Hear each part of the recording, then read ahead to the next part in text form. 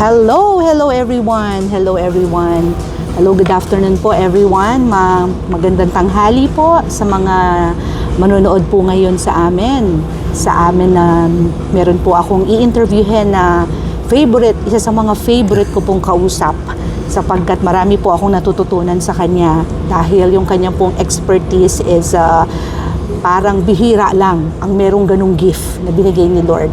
So, I chose to interview this person because marami rin kasi akong question na gustong iklaro sa kanya para po hindi lang po akong makinabang. Marami pong makinabang na tao. Dahil ako po kasi yung tipo ng taong mahilig magtanong. May mga cases ng mga taong hindi nagtatanong. So yung mga tanong po na hindi na itatanong ng mga karamihang tao, itatanong ko po para sa inyo. So anyways, ito po ang aking panauhing pandangal na walang iba kundi ang aking favorite person na si Aldous. Ayun po. Okay. Good afternoon po. Aldous Guzman po. Dito po. Thank you. Anyway, Aldous, thank you so much. Tinan mo naman yung ating pwesto at itong kakainin natin. O, diba? Feeling natin, papaya tayong dalawa. Anyway, Aldous, oo, kasi ikaw palagi nag-i-interview eh. So this time naman, ako naman ang feeling mag-i-interview sa'yo. Para meron ka namang break, meron ka namang day off. So anyways, Aldous, tanungin ko lang, Aldous, bakit napili mo itong task na to? Kasi I don't wanna say it's a job because alam naman natin dalawa na ito ginagawa natin is really not a job, right? It's a task, it's a responsibility. So, ano yung naging calling? Bakit mo siya napili yung trabaho na to? Or itong binigay sa iyo ni Lord? Na to. Yes. So ito yung task mo, it's a calling, it's a profession. Tama yung sabi mo, hindi siya trabaho. It's a service for the people. Yes. So, kasi po, gusto ko mag-educate ng mga tao, especially in other things rin, other business natin. Part ng calling ko, kasi dati gusto ko talaga magpare. Bagay din naman, Aldous. Then after that, sa way back doon, gusto ko talagang i-impart yung knowledge ko kung ano yung meron ako. Kaya din sa other businesses. So ito yung topic ito yung profession na yung cemetery and funeral business or services na ayaw pag-usapan talaga ng mga tao. No? So usually, kino-consider nilang tabu. Pero yung landscape... Pag sinabing tabu, ano yun, Aldous? Yung tipong, ayaw ko pag-usapan yan, hindi pa ako mamamatay, ano ba yung pinag-usapan na yan? So, nag-iiba na yung landscape ngayon sa ganitong mga services. Yung iba, as of now, sila na yung tumatawag, Aldous, pa-appointment ako sa iyo, gusto ko ma-educate ko ano yung gagawin ko during or before, during, and after. Kasi marami po yung mga gagawin po natin pag tayo namatayan. Hindi kagaya po sa ibang, sa kinagisnan natin na bansa. Pag tayo namatayan, maraming tutulong. Basically. Dito po, ang tutulong sa atin is tayo itself. At the same time, ayaw po natin magbigay ng burden doon sa maiiwan po natin, especially sa mga anak po natin. Ganun po. Kaya ko siya napili, kaya gusto ko po, again, to educate people and no obligation po yung ating profession po na to. Tapos Aldous, so ibig sabihin, talagang kailangan siya. Hindi siya pwedeng ipagpaliban. Anong tawag doon? Iba kasi parang ibaliwala. Ibaliwala. Hindi siya pwedeng ibaliwala kasi importante siya dito sa lugar natin, sa pwesto natin, sa bansa na tong Canada. Or hindi lang sa Canada, kahit no? Saan. Kahit saan, kahit anong lugar. Tapos, ang question ko lang dito, Aldous, kasi na-encounter ko rin to sasabihin ng mga tao, meron naman akong insurance, Aldous, meron naman akong 50,000, 100,000, 150,000, 250,000. Bakit kailangan ko pa yan? Good question yan. Yan yung tamang mga misconception, no? Aldous, hindi ko kailangan yung pre-arrangements ng cemetery and funeral. Meron naman kaming insurance. Okay? Totoo po kayo, ang insurance po is, lahat tayo may insurance. Ang insurance po is para sa buhay. Pag tayo'y namatay, may makukuha po yung mga beneficiaries po natin. Okay. Hindi po yung insurance po natin ang magbabayad sa ating cemetery and funeral pre-arrangements. Example po, let's say po meron kayong term insurance. After the term, hindi tayo covered. Hindi ko magre-renew po tayo ng insurance po, mahal na po yung premium po natin. The next type of insurance is whole life. Whole life na nagbabayad. Let's say po may nangyari sa atin right now. Ang buhay po natin hindi nakakasigurado. Okay, the only certain is right now. Kaya tayo kailangan tayo mag-pre-arrange at maghahanda. Let's say may nangyari po sa atin. at humarap po kayo sa akin sa Chapelon. Aldous, ito po yung insurance policy ng kuya mo. At sasabihin ko po, ate, hindi ko kailangan po ang insurance policy ni kuya kasi hindi po kami beneficiary. Okay. The same thing, babalik na rin po natin mga scenario. Okay. Ang rules po namin is right there and there. Kapag umarap po kayo sa amin, kailangan po namin yung at least full payment po ng cemetery and partial po sa ating funeral expense. Ngayon po, pag tayo namatay is very costly.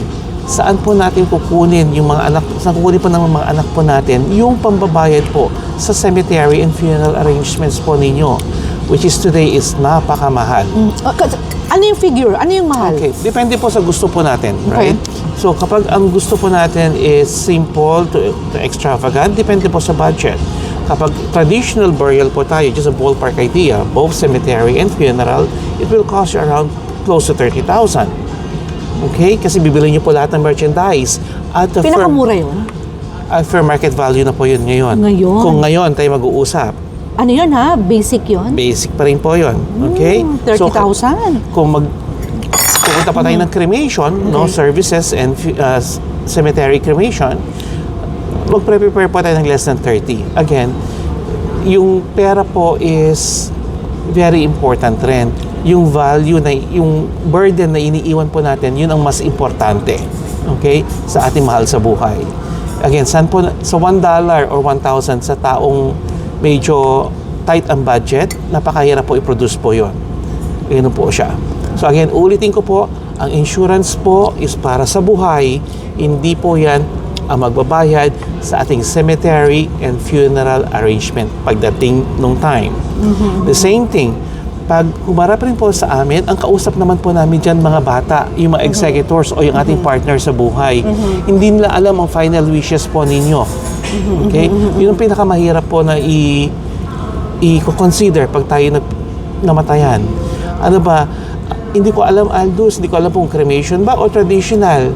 Kasi hindi ko alam ang final wishes ng kuya mo or ng ate mo.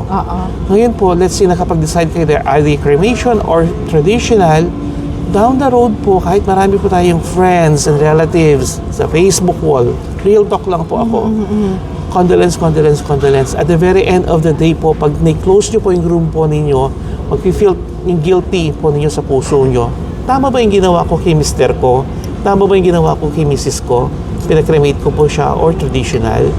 Tandaan po natin, lahat po dito sa Canada po, lahat ng ating decisions is dalawa kayo nagde-decide mag-asawa. Okay. Kung hindi mo alam yung decision ng asawa mo for his or her final wish in life, kung paano siya i-dispose o ililibing, napakahirap po nun. So again, importante dito sa Canada, pagpaplano, para pagdating ng time na tayo i-dispose na, alam po ng mga ating mahal sa buhay kung paano ang gagawin po nila. Ayun po. Ayun, so ibig sabihin, kailangan din pala ng karampatang will. So Yes. magkakasunod yun. So pwede naman din tayo mag-recommend kung sinong pwedeng gumawa nun para sa kanila. So importante rin yun. Another important yan is yung pre-arrangements ng cemetery and funeral. Another important thing na ihahanda natin na document po dito sa Canada is yung ating last will and testament. Okay. So highly recommended po namin is pumunta kayo sa mga lawyers po ninyo para ma-advise po kayo legally kung ano po yung gagawin sa ating mga ari-arian o sa ating mga estate. Meron man tayo o wala na ipapamana, at least meron po tayong copy ng last will and testament po natin. Very important po yan. At lang, Aldous, halimbawa, granting, wala ka ng will. Doon tayo sa medyo pag-granting, wala kang will, wala ka nitong pre-arrangement na to, definitely, sasakit ang ulo ng mga kamag-anak mo dahil the more na mas matagal ba magstay yung nawala, namatay, the more na mas mahal, right? Okay. Good questions Diba? po yan. So tatlo yan, i-breakdown natin. Number one, pag namatay ka ng walang last will and testament po Okay. dito, number one is medyo magastos kasi po mag-involve na po ang lawyer or pwede kayong gumawa ng DIY po ninyo. Ngayon, ang tawag po dyan letter of administration or Okay. administrator. Pupunta kayo sa court, mag-fill up kayo ng form, then marami po kayong gagawin. Okay? compared to, maraming consequences din ng walang last will. Sa bangko po ninyo, hindi kayo pwede mag-withdraw kasi yung executor lang tinatanggap po nila. Any documents na nagpa-pertain sa estate po ninyo, palagi po ang mga institution is nakikipag-transact only sa executor or administrator. Administrator, pag namatay tayo na walang last will and testament. Second question, yung kailangan ba, Aldous, habang bata, kukuha, or at the age natin, pwede na. So, wala naman pong pinipiling age. Pero ang advice po... Aldous, taka lang, babalikan ko lang. Yung administrator, sino yun? Yung either or, yung ating next of kin. Okay, so asawa, anak, 18 and above with sound mind, pwede maging administrator po. Ina-apply po yan sa court or with a legal representation po yan. Okay. Pero highly advisable po, pumunta kayo ng abogado para mas mag-guide po kayo sa pag-apply po. So, kinukorte yun, mahal yun, may bayad yun, definitely. Yes po, abogado na po nakakaalam po dyan. Okay, yes, so lawyer pa rin yun. Okay, the second, yung sinabi mo kanina. Yung question mo kanina is, sino bang qualified? Okay. No? So, anybody is qualified to apply or to make your own pre-arrangements, both cemetery and funeral. May age bracket ba yan? Opo. Pag tumatanda po tayo, nag-iiba na po yung rate po natin kasi mas vulnerable na rin po tayo. And the best part po dyan, kapag nag-pre-arrange kayo sa anyong funeral expenses, kapag ito naman po yung mga contestability clause, wala naman down payment po yung ating funeral expense. Kapag may nangyari sa atin after 2 years and 1 day from the date of the contract, no? Lahat ng inyong funeral expenses dito sa Canada, covered na po siya. So, bayad na po yon. At the same time, kaya babalansahin po natin to, right side and left side. Kapag may nangyari naman po sa atin in less than 2 years and 1 day, of course, may contestability clause po yan. So, ganun po yung pinagkaiba po nun. Okay. Okay. Tapos, Aldous, yung question ko lang, kasi may makulat may mga kukulat, sasabihin ganoon. Hindi, okay na yan kasi meron naman akong 50,000. O tama yan, sa buhay nga, sa beneficiary yung punta ng insurance benefit. So, normally, ewan ko lang kung may idea ka dito, normally, ilang linggo ba or gaano katagal ba na kukuha ng beneficiary yung kanilang benefit sa insurance, normally? Okay, good question po yan. So, ika-categorize po natin yan. Number 1 po, gaano katagal bago makuha ng beneficiary yung pera? Okay? 2 things po sasagutin yan. Before po magdi-disburse ang insurance company ng any yung sa policy o yung makukuha o premiums makukuha na beneficiary, kailangan po nila ng documentation. Ano po yung documentation na kailangan po nila? The proof of death na galing po sa amin sa Chapelon. Before kami magbibigay o mag-i-issue po ng proof of death, kailangan po bayad po kami. Okay?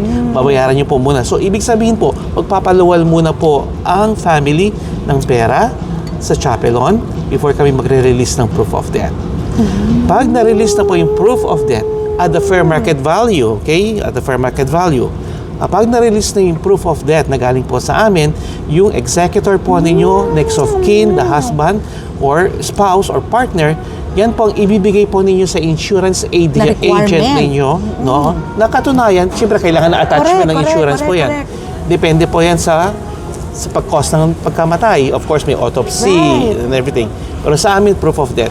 Then sa kanila ipaprocess yung kanila... Saka yung mga doctor's report, blah, blah, blah, mga ganon. Yes po. Sa kanila ipaprocess yung claims po ng mga beneficiary.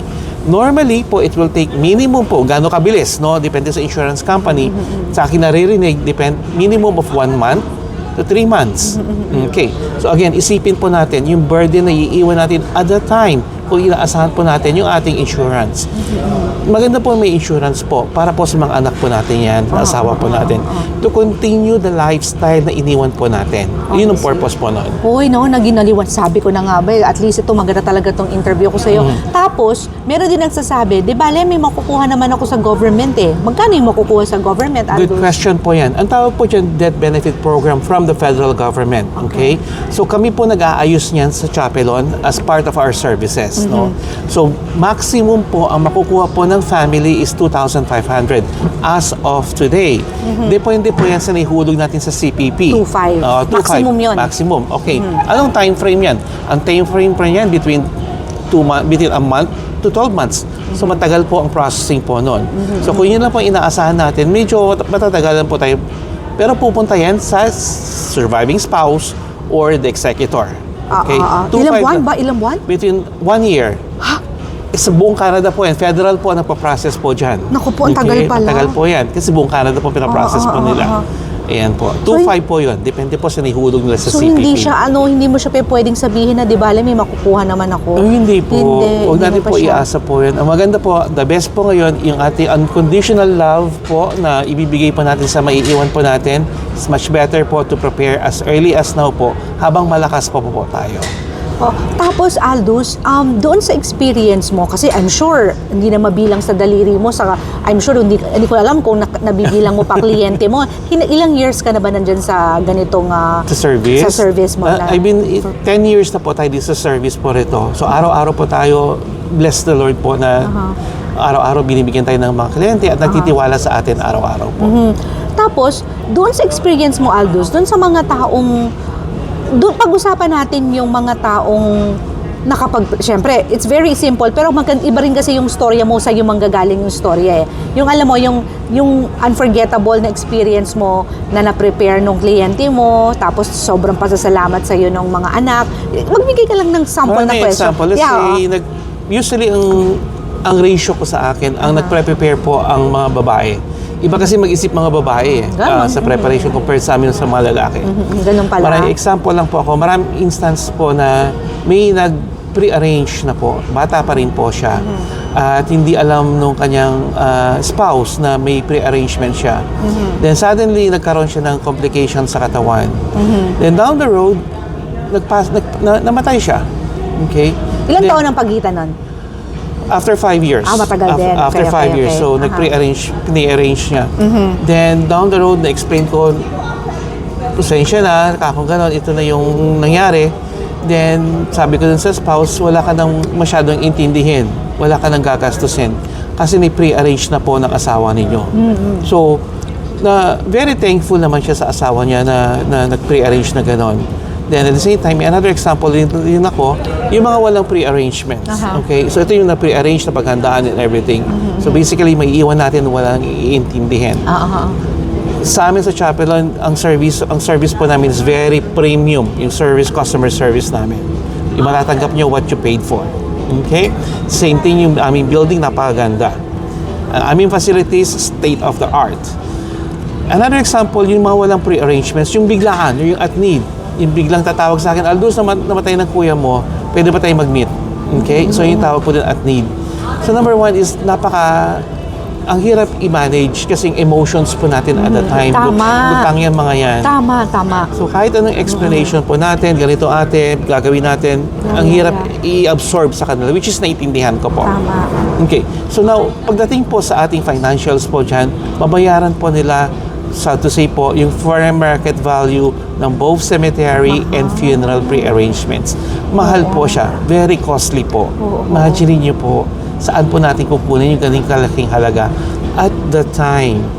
Although kahit meron tayong line of credit cards, and everything, it's still po another expense pa rin po yan. So Aldous, anong nangyayari doon sa mga taong hindi nakapag-raise ng funds at hindi nakapag-prepare at hindi ma-release yung death certificate? Anong nangyayari sa kanila? Good question po yan.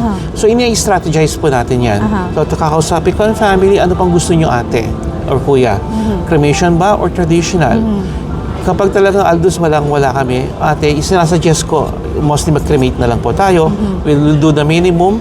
Then pwede naman po nilang i-manage po yung finances po nila. Yung cost po nun is very, very minimum po yun. Ang kagandahan naman po, dito sa Filipino community natin, marami pong nagbibigay po ng donations. Okay? Kung wala tayong pambili ng food, marami nagbibigay ng donations. Marami nagbibigay rin po sa ating GoFundMe. Marami po nagbibigay sa ating mga ibang community. So nakakaipon. Ang kagandahan rin po dito sa Winnipeg, ang Filipino po is so tight. Aldous, wala akong kamag-anak dito. Then magugulat ka na lang during the lamay. Magugulat ka, punong-puno yung chapelon. So nakakaraos? Nakakaraos rin. Pero hindi naman din lahat ganon. Hindi naman lahat ng ganon.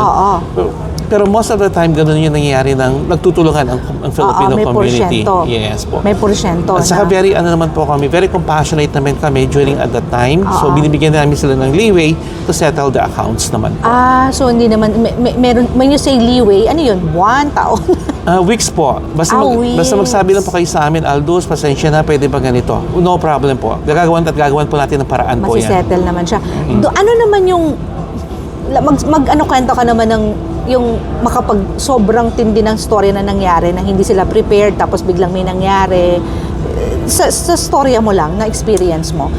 Para lang Meron akong isang client. ma-avoid natin yan. Yeah, meron akong isang client na medyo may edad na at matagal na siyang kumukonsulta sa akin mag-pre-arrangements.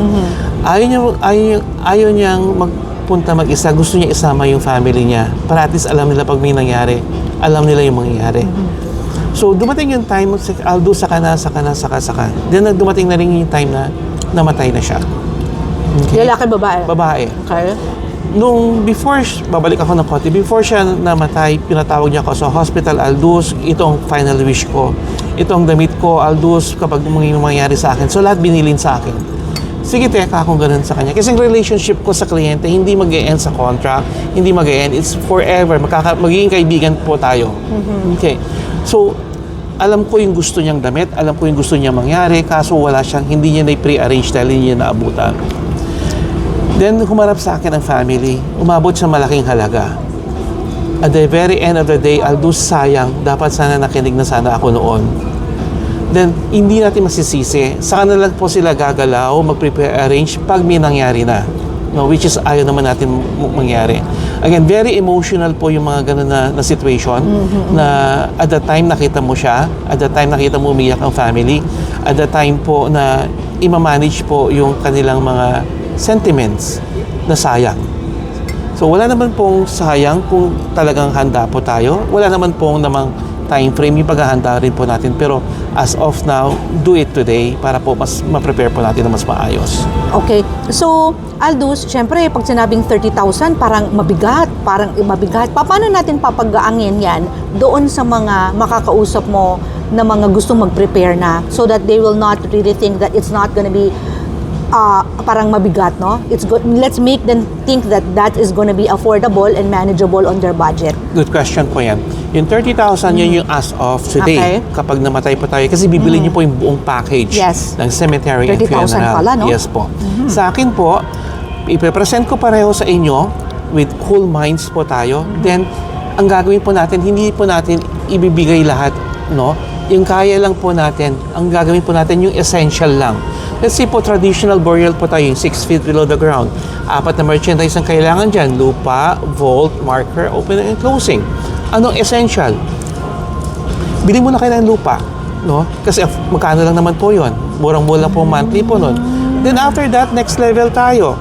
Marker naman, vault naman. Then usually pinagsasabay po natin ang lupa and yung ating funeral service. Yung funeral service, depende sa gusto mo, may lamay, walang lamay. So lahat yan adjustable po, flexible po tayo. Basta ngayon, pag humarap po ako sa inyo, nag-educate po ako sa inyo, Aldous, ito lang ang kaya namin. I want to be, maganda po yung transparent po tayo, transparent po ako sa inyo, transparent kayo sa akin. Para mas maganda pa yung usapan po natin, para yung plan po natin magaan. Okay? Yung budget po natin, ayaw ko magdagdag ng burden sa inyo sa budget po ninyo. Gusto ko po parating magaan po ang bulsa po natin. So ibig mong sabihin, i-assess mo rin naman sila, pipiliin mo sila, Yes bibigyan po. mo sila ng option Yes po. and everything.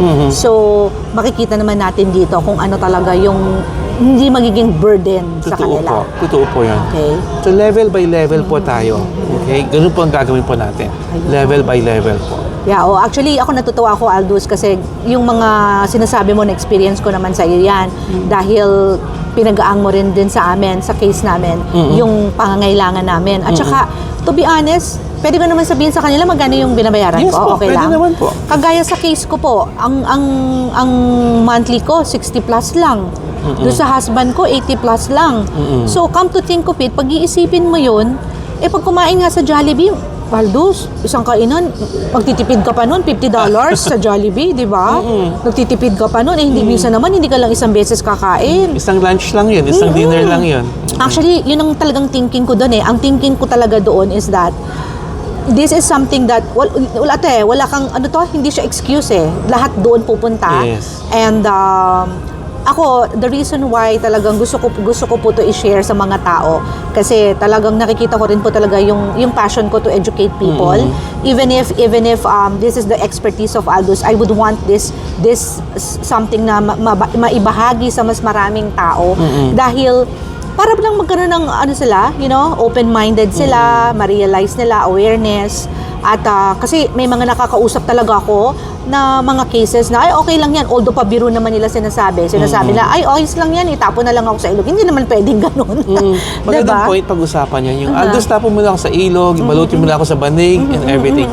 Dito sa Canada po, kalimutan na po natin ang Philippines. Sa Canada po, yakapin na natin kasi bounded yun ng rules and regulations and procedures po dito. Yung pag-dispose ng cremated remains po sa kahit saan, may mga batas na sinusunod. Number 1 po, kapag i-dispose po tayo yung ating cremated remains, kailan po sa public land. Hindi natin pwedeng itatapon. So, kailangan pa nyo ng permit po dyan, ng mga environmental permit. Marami pong permit.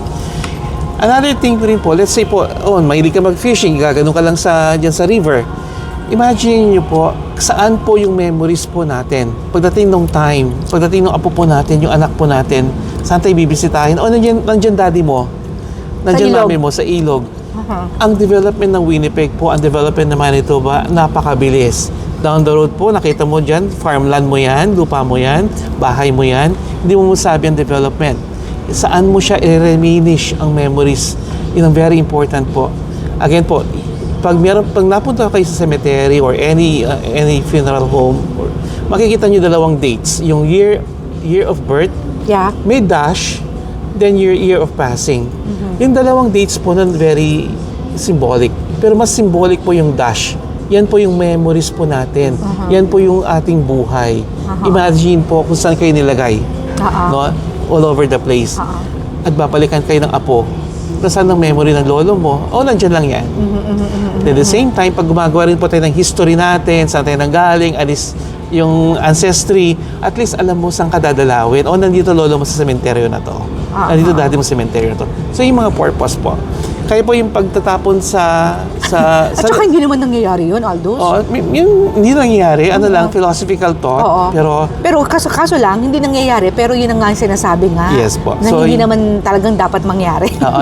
yung mga ganyan po na pag-iisip, normal lang po yun.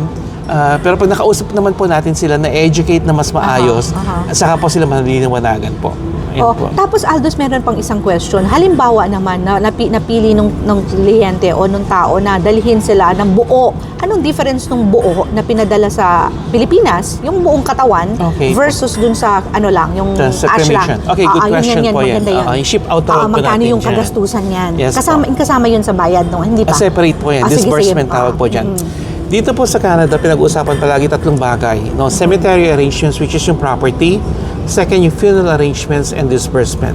Let's say, gayong kliyente ko na isa last week, Aldous, iuwi mo ako sa Philippines.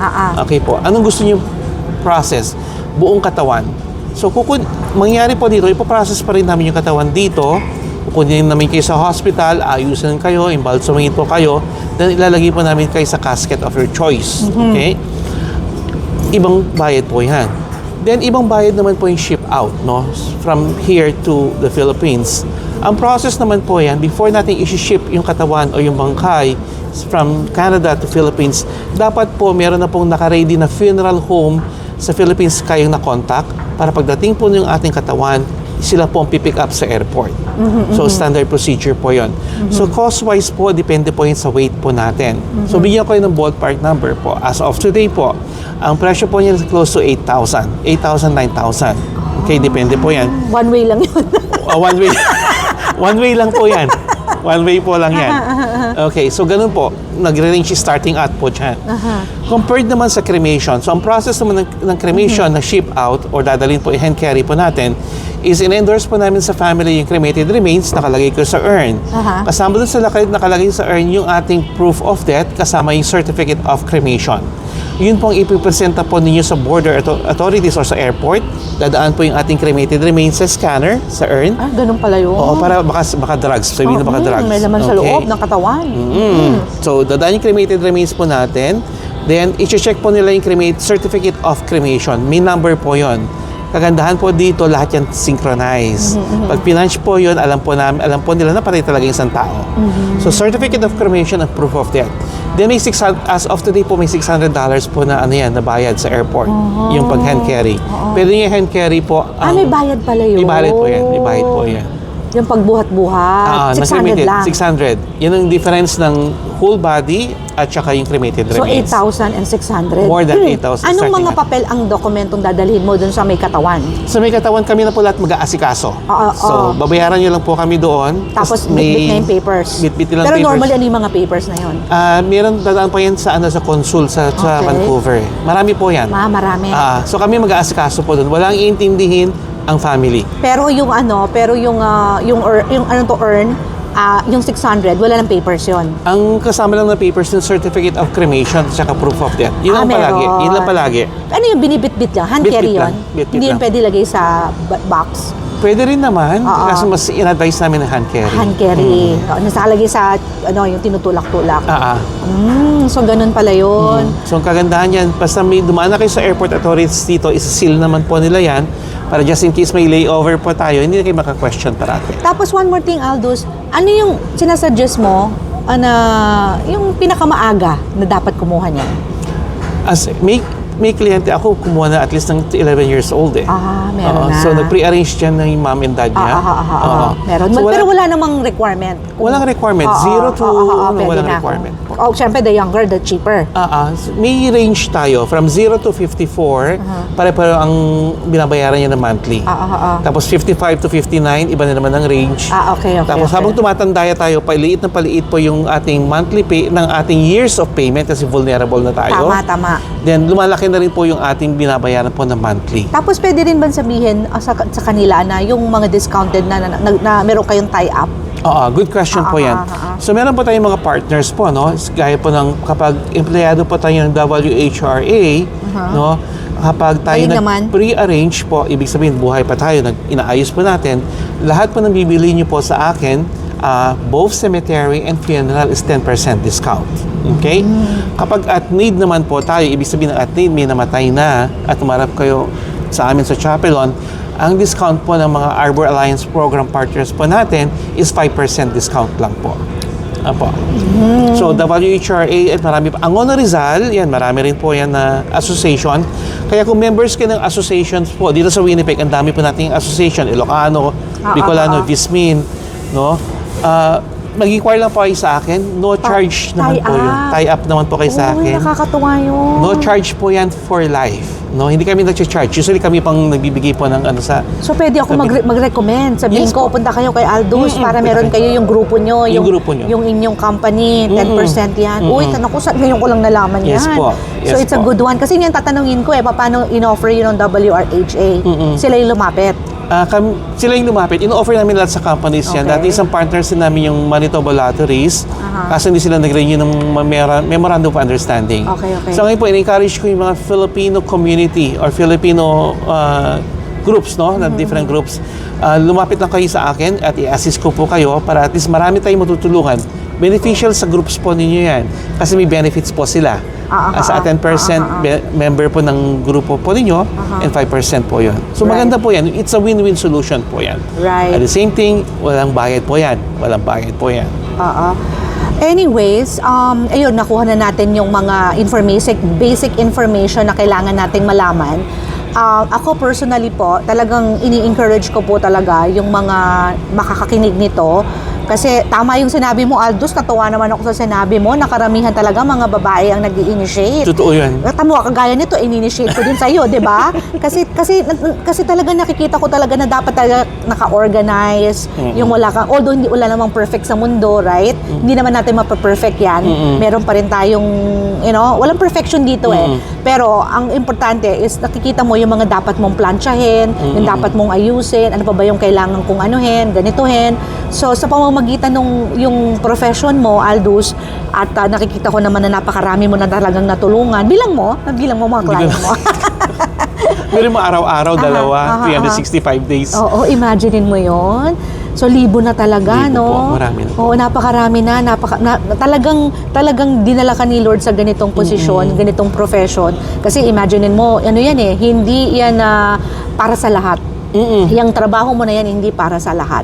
Yan So, yung- talaga may puso ka talaga na dapat na gawin itong trabaho na Yan yung to. common question yan. Aldous, paano mo nagagawa yan? Oo, yan. Paano nga? Sige. Ang hirap rin po, tao rin po tayo. Of course, natatouch din po tayo sa mga emotions. Lalo pag yung may lamay, yung deliverance ng mga eulogy. Ang hirap po nun. So, naiiyak rin po ako kasi na-attach po ako sa inyo. Oo, ganun talaga. po. The same thing, ako na rin po gumagawa ng eulogy po ng mga kliyente. Guys, sabi ko kanina, hindi mag-e-end ang ating relationship sa contract. Tayo po yung forever po magiging kaibigan. So, ganun po yun. Kagandahan naman po sa question kanina to follow up, Aldous, very important po. Yes po. Again, as I mentioned po, educational po siya. Ipapaliwanag po natin yung gagawin po natin before, during, and after. Yung after po, marami po tayong gagawin. Po, para i-guide ko po kayo above and beyond po after po ng death. So marami po siyang gagawin po. Hindi gaya ng Pilipinas, pag may nangyari, wala na. Dito lahat tuloy-tuloy. Tama. At saka planchado din, Yes Wala po. silang sakit ng ulo. Walang sakit At saka sa ulo. alam mo, Aldous, meron kang binigay sa akin. At I'll be honest, hindi ko pa nga nagagawa yun. Pero gustong-gusto ko talaga yon. Yung book na nandun lahat yung policy number, nandun Family lahat. Estate Registry. Oo, di ba? Oo. Nandun lahat, no? Sa account number, yung kotse mo, yung mortgage mo, yung loan mo, nandun lahat. So, pag binuksan nyo yung naiwan mo, hindi na sila maghahalukay. Tama ka. Right? Tama Hindi ka. na nila ako, Lord, bigyan niyo po talaga ako ng kailangan magawa ko yan kasi is importante rin yan na napakaganda, napakagaang po niyan. Part ng planning process yun. Yung maganda dinidiscuss ko yun. Kaya sabi mo, yung full name mo, Yeah. social insurance number mo, kasi agad-agad po kakailanganin natin yan. Yes. At hindi naman alam nila kung ano yung number mo. That's true. Date of birth, parents mo, Oo. daddy mo, mommy mo, hindi naman alam ng mga bata kung sino. That's true. Oh, so kailangan yan, preparation. Oo. So, Same. full name mo, SIN Yung number mo. social insurance number mo. Yan, importante yan. Ano pa? Importante yung pangalan ng mom and dad mo. Okay. Especially yung pangalan ng mother mo bago siya ikinasal. Oo. Oh, very important yan. Yeah, right. Kasi kakailanganin po natin sa records purposes ng chapelon. Oo. The same thing, again, nire-report po namin sa two branch of government. Federal, through your social insurance number. Sa ating provincial government, through vital statistics, saan kakailanganin yun? Para pag yung tatanggal ng pangalan sa bahay ng titulo. Very important po yun. At the same time, sa proof of death na ini-issue namin, kakailanganin po yung mga information na yan. Oh, imagine that. So, yan na lang So, po. pero ang kagandahan nito, may mga professional services na tutulong sa atin para ayusin yung mga yan. It's just kailangan lang talaga ayusin natin siya. Yes I-organize po. natin Yes siya. So, kakailanganin natin ng tulong ni Aldous. So, kakailanganin mo rin ng mga financial advisor, ng lawyer, ng accountant, mga ganun, Marami. So, Maraming may involved. Pero ang kagandahan nito, Aldous, dahil closely connected tayo dito sa community, madali naman natin matutulungan yung mga tao, na mabigyan sila ng, pwede silang, kumbaga, i-recommend or i-refer, right? Yes po. So, tsaka ikaw, marami ka nang na-interview na lawyer, right? Yes po. Oo. So maraming branches na kakailanganin at the end of the burial po. So doon sa book po sa Family Estate Registry po, so ginaguide ko po kayo lahat from start to finish. Ngayon po yung purpose po nun. Right. Yes po. Okay, that's good. So, I'm so glad na nagkaroon tayo ng pagkakataon, Aldous, na magawa natin to, no? Pag ganyan talaga, Pris, pag talaga ang mga tao talagang gustong tumulong, pag naisip mo, gusto mong gawin So, I'm praying na maraming makapanood nito, maraming makatulong, maraming matulungan para at least magtanong sila sa iyo. Well, hindi mo naman sila pipilitin kung ayaw nila, no? Ang importante lang sa trabaho natin talaga is to educate them and then choice naman nila kung gusto nilang mapagaang ang Totoo po kanilang kayo. ang kanilang Yung maiiwan. maiiwan at Yeah. saka hindi masakit sa ulo. Hindi, to make it short, hindi burden. Totoo yan. Hindi Yeah, burden. Hindi Yung burden. Saka peace of mind, iiwan po natin sa ating that mga is anak true. or apo. Ito nga lang, napag-usapan lang natin, parang feeling ko, naplansya na siya, pero wala pa tayong ginagawa. Di ba? Totoo po. Kasi nagkaroon ka ng information So, ganun pala yun. So, ako, to be honest, may mga information akong na bago lang sa pandinig ko, o di, may share natin, may babahagi natin. So, Again po, nagpapasalamat po ako kay Aldous. Kasi po, isa rin po ako sa mga, rin po niya, client niya, na, kasi sabi ko nga sa kanya, Aldous, i-share mo yan para at least hindi lang naman ako nakikinabang. Kasi nakita ko talaga yung value. Tapos ikaw na nga din na nagpa-testify na ang mga babae pala, ganun talaga. Ganun talaga. So hindi na pala kakaiba sa yung initiation ko, hindi right? Na. Parang yung babae talaga, nagko-close talaga. Ganun talaga. Kami talaga yung talagang gusto namin nakaayos, no? Iba talaga. Kasi tayo, detailed kayo mga babae. Detailed kami, no? Ayaw namin nung parang bahala na. Hindi. Gusto namin. Actually, may mga nakausap nga rin ako sa corporate world. Ang gusto talaga nilang i-hire mga babae daw. Kasi daw, yung mga babae nga daw, mga detalyado. Yes. But anyway, of course, we are fair. May kanya-kanya tayong strengths, may kanya-kanya tayong weaknesses. Nagkataon lang yun talaga yung expertise ng mga babae. Kaya nga po, ginagampanan ko. Eto, kaya nga nag-i-initiate ako kay Aldous para po marinig din po ng mga husbands, ng mga fathers, ng mga lalaki na kailangan pala namin gawin yun. Yes, kasi minsan kasi, kapag babaeng asawa yung mangungulit, kukulitan yung lalaki. Diba? So at least manggaling na lang sa third party. Right? Ngayon ko lang naisip yan. Kahit sa lapida, ang position ng babae na sa right side. Kasi ganun kahit hanggang kamatayan nasa tama sila. Hindi nga. Totoo. Totoo yan. Totoo yan. Nasa right pero side sila. gusto naman natin sabing fair naman. Ayoko naman sabihin na babae lang, right? Fair, we are fair. Fair tayo, fair and square. So anyways, Aldous, maraming salamat at nagampanan natin ang ating tungkulin ngayong oras na to at praying na maraming makapanood nito at makakuha ng magagandang information. At i-open mo yung line mo, Aldous. Sige po. I-open mo yung line mo, ang contact number mo, sige, saan ka i-share po makikita, natin. Okay, i-share mo, ano mo sa, anyway, naka-record naman po ito, tsaka po i-save po ito ni Aldous at i-share po namin itong recorded video namin. Okay po. So kung gusto niyo pong ma-educate po, ang number ko po is 204-962-8550. 204-962-8550. Or kontakin niyo po si Susan. No obligation po yung ating educational discussion. Okay. Thank you. All right. Thank you so much.